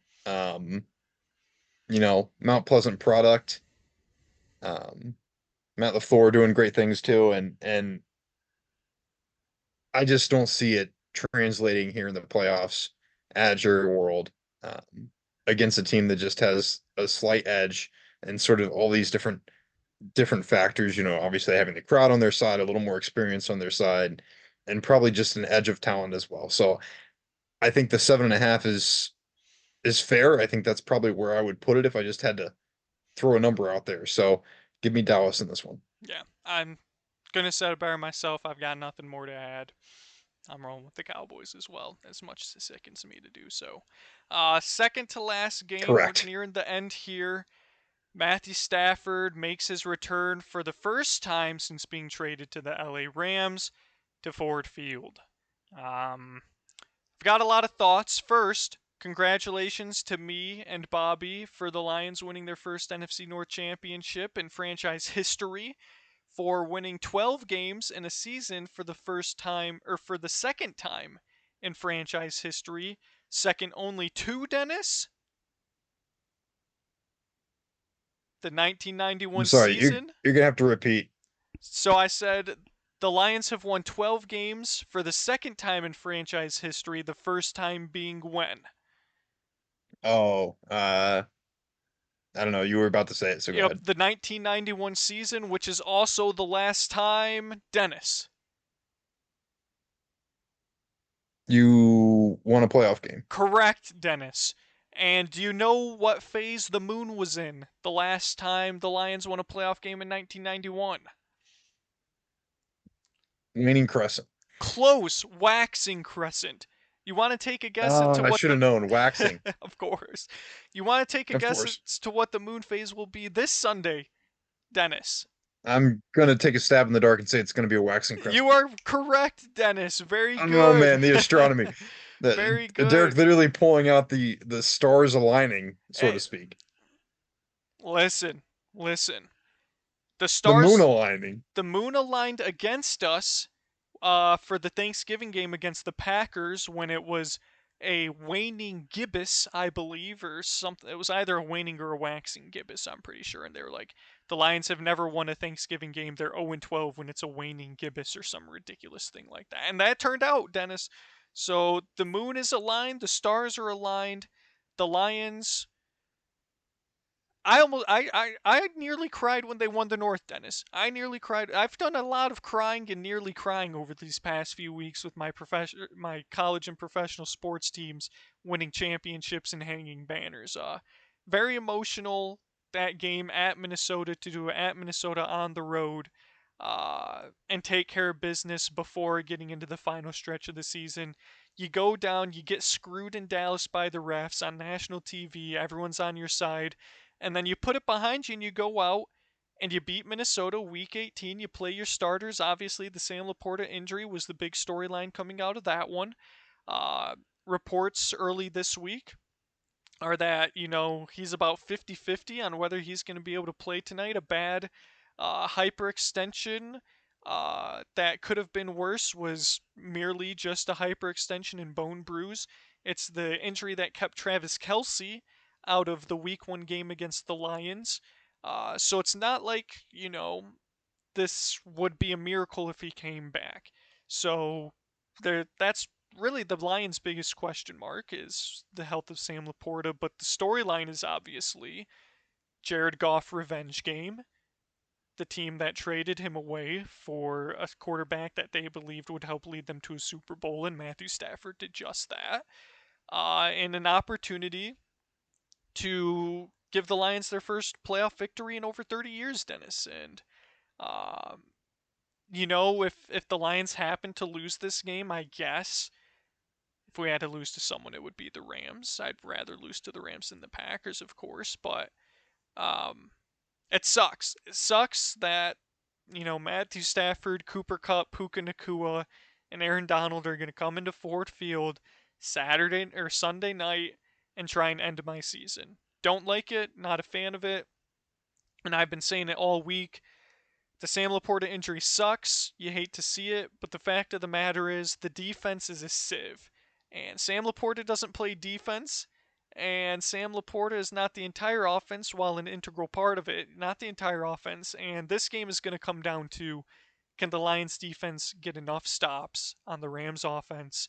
Not to mention Kyren Williams, who has had a breakout year at the running back position for the Rams. Fortunately, the Lions have the number 1 rush defense in the entire league, so hopefully they can, you know, contain him a little bit. But the fact of the matter is, Dennis, this game is going to come down to, can the Lions defense stop the LA Rams offense? And gosh dang it, I think they can. You've seen the chat, Dennis. You've seen the chat. My Mhm. disdain, my disgust for Aaron Glenn. I think he sucks. Still think he sucks. But I have faith in the team. I have faith in the brand new Lions. I have faith in the Detroit Lions. My faith in Jared Goff, I have not yet committed to. Uh, but I believe, our whole is greater than, the individual parts, whatever that saying is. And Dan Campbell is going to have them ready to go. They're going to play with the chip on their shoulder. I bet they still think they got screwed in Dallas and should be the 2 seed. And so be it. We're gonna give it our best shot, and I could not look forward anymore to Sunday night. Um, I've got a taste of blood, Dennis. I've got the taste of victory. I've got the NFC North. I got the national championship. And call me greedy, dang it, but I want more. All right, and as you should. I think the whole being greater than the sum of its parts is a great way to put this because it falls in line exactly with what I'm thinking. I mean, from a pure X's and O's number standpoint, I actually do think that the Detroit Lions have the edge in this game. I mean, all you have to do is look at their records this season. Look at the numbers, and you'll see that. Um, and there may be some that say, Matthew Stafford really wants this game, and has, an advantage coming back to Detroit, the familiarity with um, just with being there and with the stadium and all that kind of thing. I actually think that the edge there goes to Dan Campbell and the Detroit Lions. And I think that's because Detroit has only gotten to this point through a lot of hard work, but also from a lot of emotional leadership on the part of Dan Campbell. And who is going to hedge this better? Who's going to leverage this better? Dan Campbell or Sean McVay? Um, I and, like your and the thoughts, emotion of Dennis. this game, the emotion of this game, and all that it means. And it's not just Jared Goff and Matthew Stafford. It's the parting of the Detroit Lions organization with Matthew Stafford. Correct. And who's going to leverage that more? and I think it's Dan Campbell, clear and obvious. Um, how much does that actually mean on the field? We'll find out. But I think that the combination of having a slight edge and the X's and O's, the numbers, all the stats you can look at, and also what I would conceive as an emotional edge. Um, I think that things fall your way. I really do. Maybe it's close. It will definitely be hard fought, but as long as that defense can make a couple of stops, which I think they can do, I have a lot of faith. I appreciate that, Dennis. Lions 3-point favorites. Is that about how you see it playing out? A 3-point game, close game down the stretch. Yeah, I mean, this could be a game that comes down to the last drive. It really could. Absolutely. And then last but not least, Monday night, the Philadelphia Eagles, 10-1 at one point, Dennis, 10-1, collapse down the stretch, have to enlist Matt Patricia as their defensive coordinator to try and save that sinking ship. Spoiler alert, it sunk. And they've got to go to Todd Bowles, Baker Mayfield, and the NFC South division champion Tampa Bay Buccaneers. They're only, Dennis, 3-point road favorites. 3-point road favorites. The defense, a question mark. The health of Jalen Hurts, a question mark after that nasty finger dislocation last week. The health of A.J. Brown, a question mark after the ugly injury he suffered last week. And the fact of the matter is, this is an Eagles team that lost back to back games to the Cardinals and to the Giants, two teams with nothing to play for at the end of the season, and they were beat in every single aspect of those games, Dennis. Not to mention getting blown out when they traveled down to Dallas. And this is a team that, come playoff time, is not playing their best football, Dennis. And the Tampa Bay Buccaneers are no slouch. Baker Mayfield has had quietly a very good season. He was my second quarterback and did very well for me when CJ Stroud was out with a concussion down the stretch. You've got a Mike Evans doing Mike Evans things. You got Chris Godwin still. You've got Rashad White having a breakout season.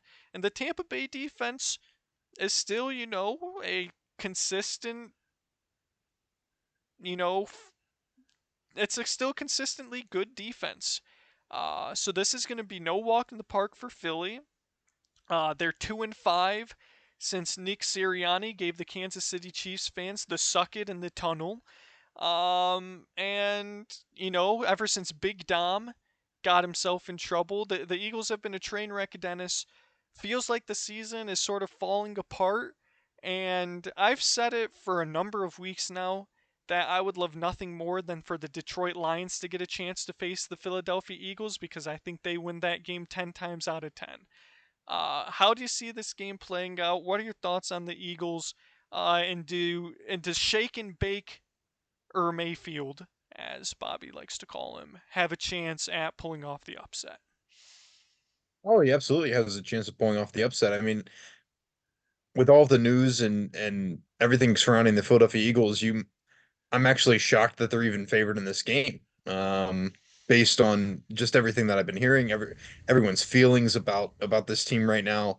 Um, I think that a lot of people will be taking Baker Mayfield and the Tampa Bay Buccaneers. I will not. I'm going to be. It almost feels like a zag at this point. I mean, given the fact that, or given that Jalen Hurts is playing in this game and AJ Brown is playing in this game, that obviously changes things significantly if those guys aren't in the field. But assuming those guys are on the field, I think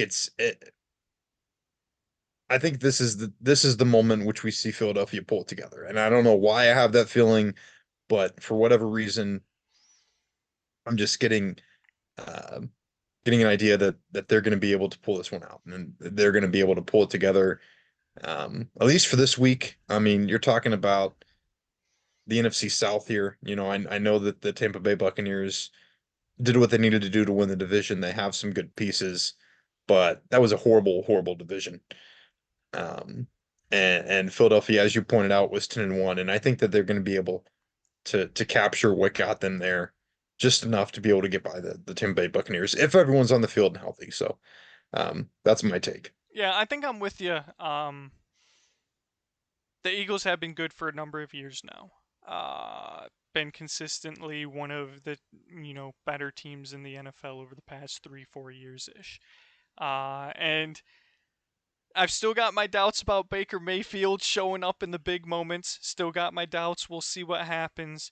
But it just feels like the Eagles are a team that should win this game on paper. And you have to think at some point they pull it together. If they don't, I won't be sad. I don't like the Eagles whatsoever. So if they lose, screw them. But this sort of feels like a turning point for the Eagles season to start 10-1 and then just completely blow it at the end of the season. There'd be a lot of questions in Philadelphia, I think, after this one, and how much of last year's success was due to guys like Shane Steichen and Jonathan Gannon, who, credit to, just to briefly touch on that Colts game, now that we've sort of wrapped up the Eagles game, I'm going to take the Eagles too. I mean, Shane Steichen, man, uh, and what he did with the Colts after Anthony Richardson went down and, getting Jonathan Absolutely. Taylor to look like the old Jonathan Taylor. You make the hard decision to part from Darius Leonard and your defense improves. And Gardner Minshew nearly took you to the playoffs. You just made the mistake of not having Jonathan Taylor in there on fourth down. Um, but yeah, so credit, to Shane Steichen, credit to Jonathan Gannon. The Cardinals looked much better down the stretch once Kyler Murray Correct. and James Conner returned. Not to mention, he was able to beat the Cowboys with Josh freaking Dobbs early in the season. And so you got to think things are looking up for the Cardinals. So it'll be interesting. Sirianni has really struggled this year to replace his coordinators. And it'll be very interesting, Dennis, moving forward. We're at an hour and a half, and we've pretty much only talked football to this point. There are a couple of other Yep. things I think we briefly wanted to touch upon them, so if we do them briefly, I think we can manage.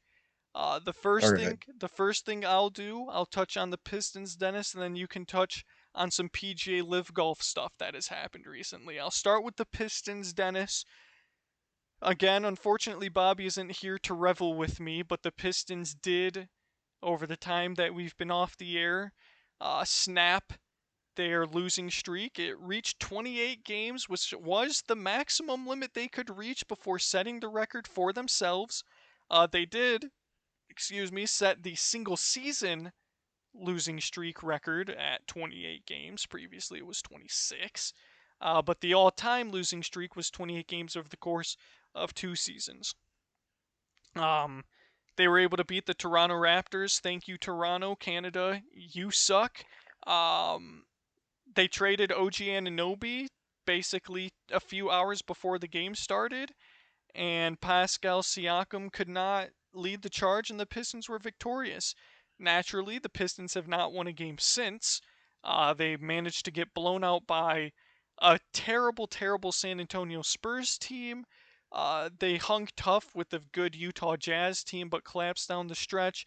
It's pretty much been the story of the Pistons season so far, is competitive throughout and then just an absolute sieve on defense, and you can't get a bucket, and then down the stretch in the fourth quarter you can't score a bucket. So you can't stop, you can't score, and that's pretty much how they've lost a lot of the games this season. But credit to the Detroit Pistons. I was this close to wanting them to set the record for themselves, but considering, Dennis, since the year 2000, the four major sports losing streak records are all held by Detroit teams. I couldn't stomach another solo losing record. Just couldn't stomach it. So shout out to Detroit Pistons. You did it, and they're starting a new one. Would you like to take a guess at what their current losing streak is, Dennis? Oh man.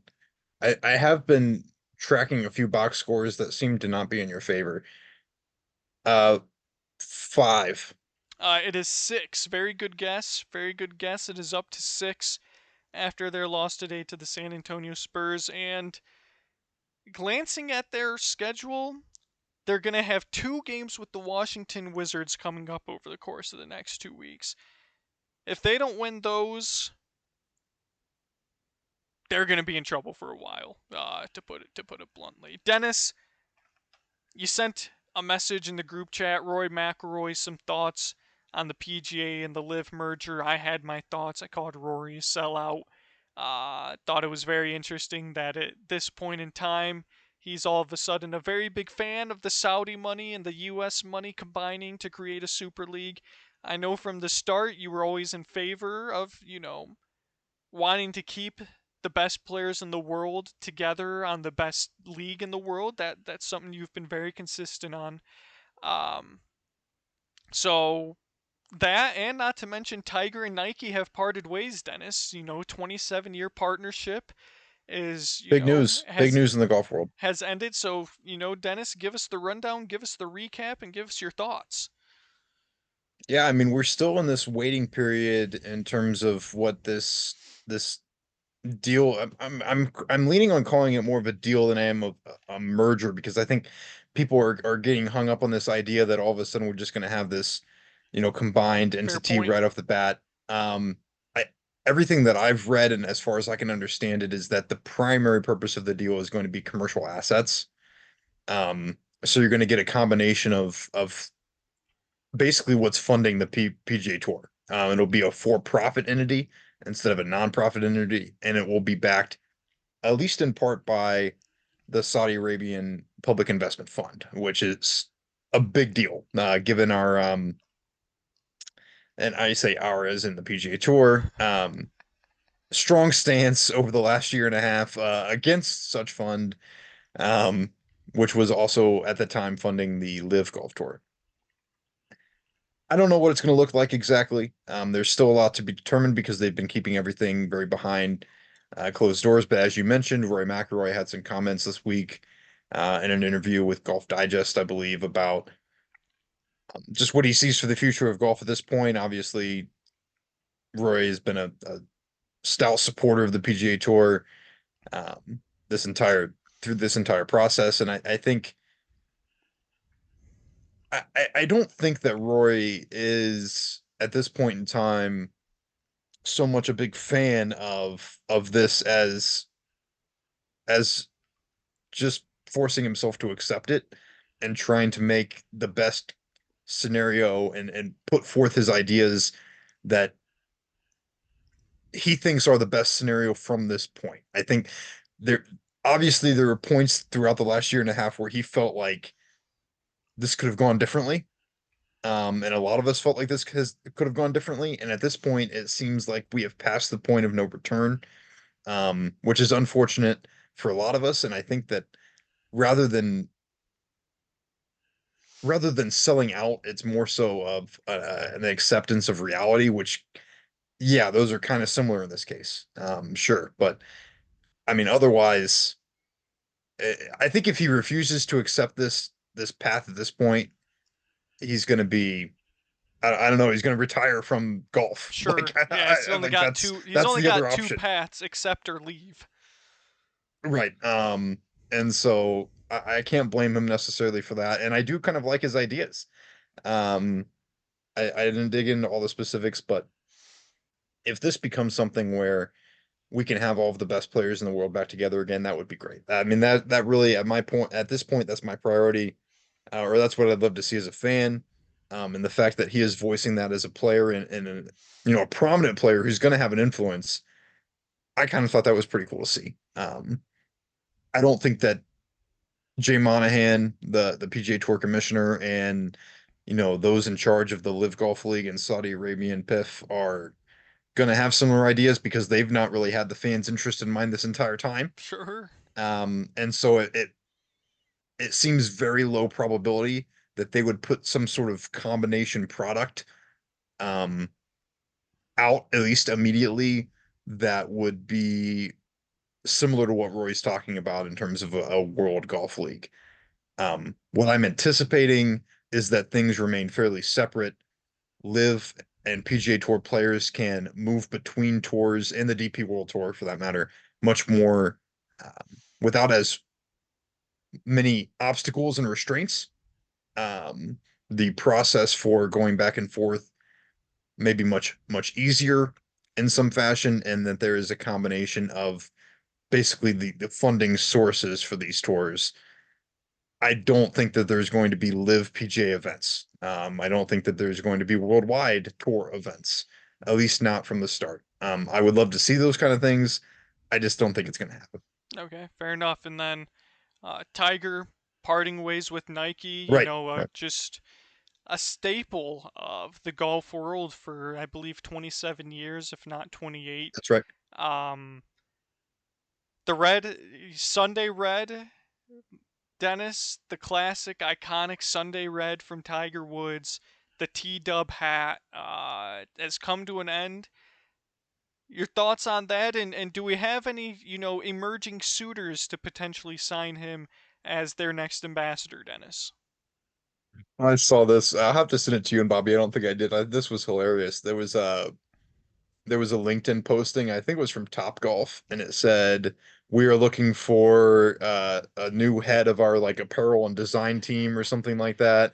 And then it listed the qualifications, and it was like must be at least a 15-time major champion, be willing to work on weekends and wear red on Sundays, and it was Okay. it was it was Uh-huh. hilarious. It was this very long list of all of the accolades Tiger Woods has accumulated in his career. And it's a very long list.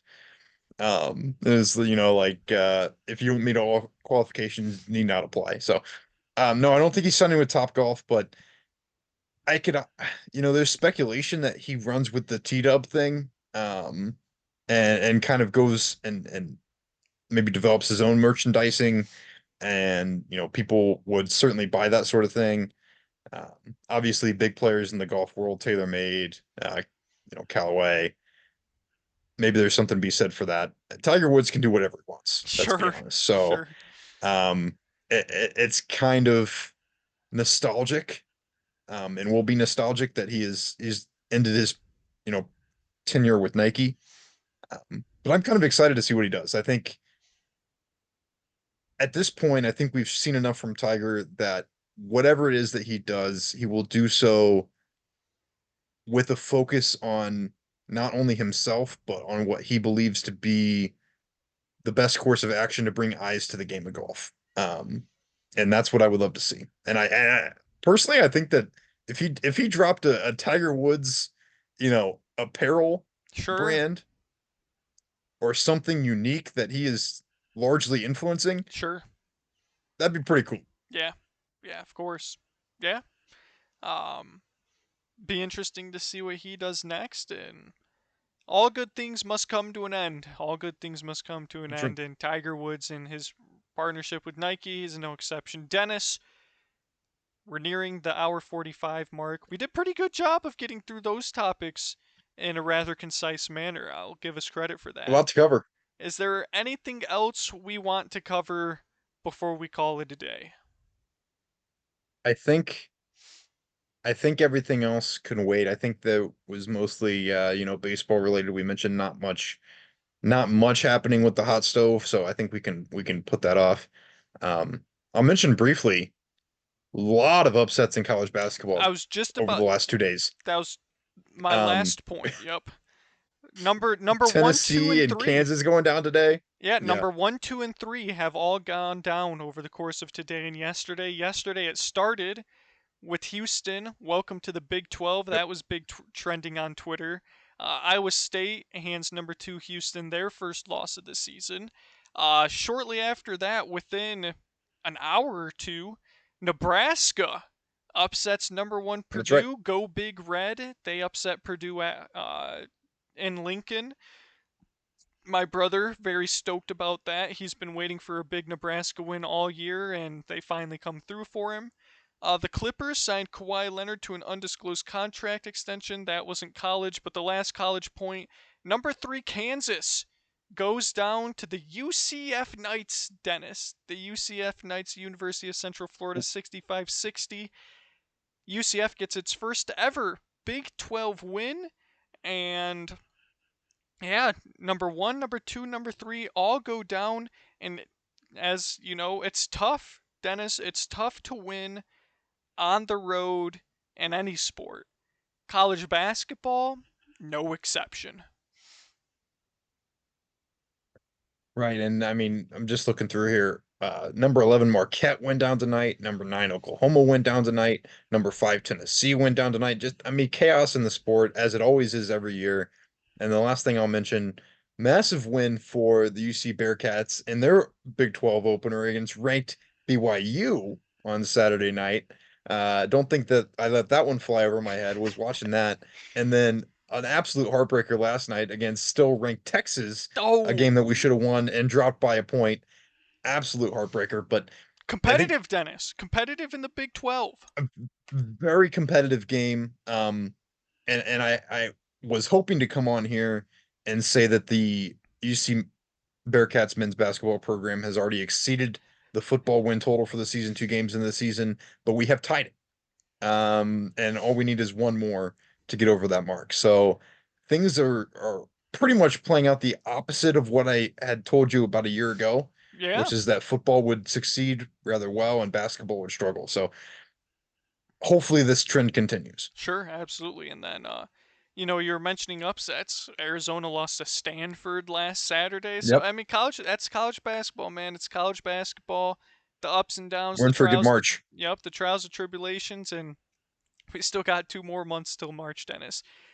Only since you brought it up, the UC Bearcats, I'm going to bring up the clown show, the circus, the dumpster fire, the sewage water, whatever you want to call the University of Michigan Wolverines men's basketball program at this point. Really, any adjective applies. Today it was announced that starting point guard Doug McDaniel will not be traveling to the next 6 road games as he works his way back from academic ineligibility concerns. He was bordering the line of being academically ineligible to play at all, so he has essentially been grounded by Juwan Howard and said, you can't go play road games, but you can play home games. So if that doesn't epitomize the Michigan men's basketball program this season, maybe their loss to league worst Penn State epitomizes it, which means if you lose to the league worst team, you become the league worst team, so that's very cool. Or maybe it was the fact that Juwan Howard, who is paid many millions of dollars to be the head coach of the men's basketball team, decided last weekend that he was not going to be the men's basketball coach and instead designated acting head coach responsibilities to Phil Martelli, our assistant coach, all because they were playing at the Palestra. So any way you slice it, any way you cut it, any way you eat it, this men's basketball program has, fallen from grace is an understatement. How about hurtled and plummeted towards the center of the earth at light speed from where John Beeline had once built our proud program? And it's an embarrassment. And I once said that I would sacrifice the success and the consistency of the Michigan men's basketball program for a national championship in football. I was not expecting them to take me We have seriously. arrived. I was We not have arrived at that day. Dennis, I was not expecting them to take me seriously. It was said, satirically, and what can you do? What can you do when the Detroit Pistons have sacrificed themselves for the Detroit Lions? A lot of sacrifices happening across the professional and collegiate sports worlds in the state of Michigan. But yeah, I just wanted to touch on. I don't. I don't know how Michigan is going to win 3 Big 10 games this year, and that's the honest truth. I don't know where they pick up 3 wins this season. They lost last second to Minnesota. They blew a near double digit 10 minutes left in the game lead to Penn State. They blew a game to Indiana, a team that was without their 2 best starters at the time of the game being played. Blew a game to Florida, not only at the end of regulation, but at the end of the first overtime and lost in second overtime.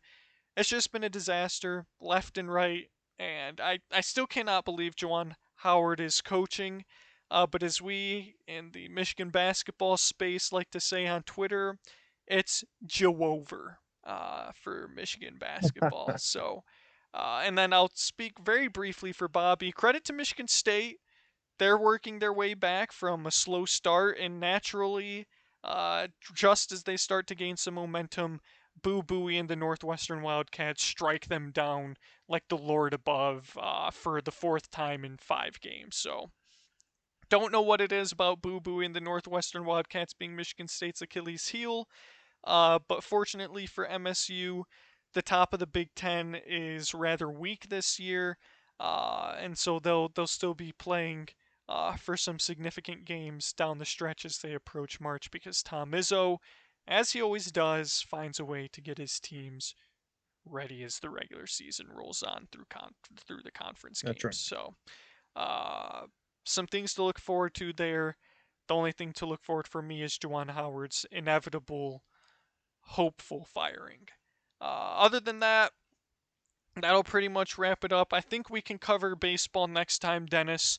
Yep, I agree. Maybe some more things will pop up by then. But the Chicago Cubs, is a little spoiler, are finally spending some money. Finally spending some money, and we'll leave it at that. Dennis, hit him with the socials if you would be so kind. Absolutely. I'm getting this down, Bobby. We're at Garb Time Takes on Twitter, Garbage Time Takes on Instagram and on YouTube. Um, right, that's it. Yep, that's it. Just like that. Bing, bang, That's it. boom. There we go. Just like that. There Yep, we go. there we go. Garbage So, Time Takes, and Garb Time Takes on Twitter. correct. Everyone have be safe this weekend if you're a Midwesterner, a Northeasterner, as you know, Snowpocalypse 2 runs through. Dennis, you remember that back at CMU, the first Snowpocalypse?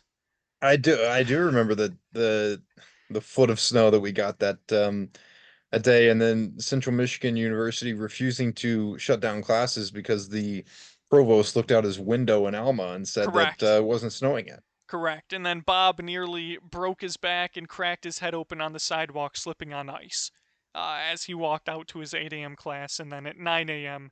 they canceled classes for the day. A true those are the things you never forget, Dennis. Uh, Correct. A true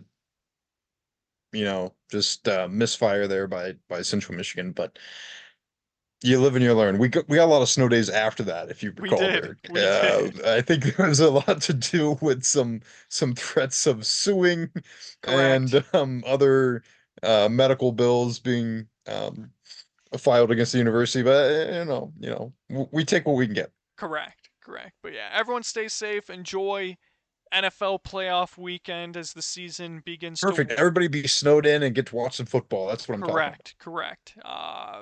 As we wind down the season on our way towards the Super Bowl, where hopefully, maybe, just might, the Detroit Lions may find their way here in a little under a month. But hopefully, next week we'll get our good friend Bob back. Hope he's feeling better after he gets a good night's rest.